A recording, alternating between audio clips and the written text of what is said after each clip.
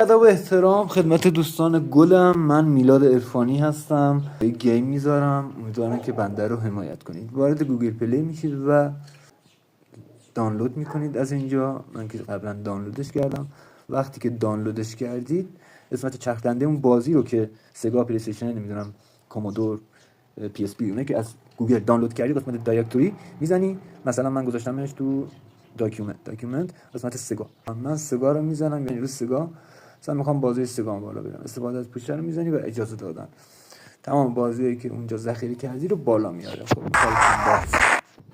بازی مورتال کمبات رو براتون امتحان میکنم. ببینید چقدر کیفیت خوبی داره. من بروسلی رو گرفتم، کیفیت خوبی.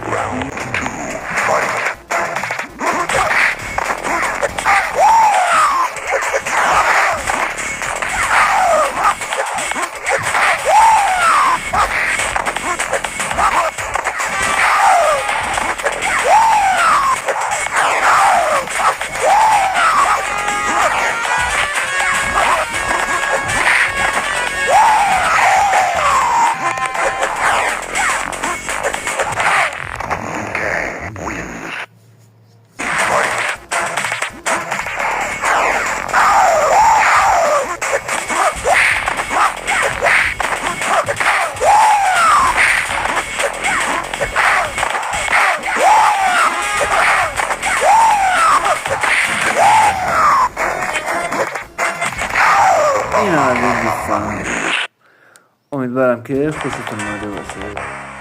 دوستان گلم، به حمایت شما احتیاج دارم. لایک و سابسکرایب و کامنت فراموشتون نشه. دوستتون دارم.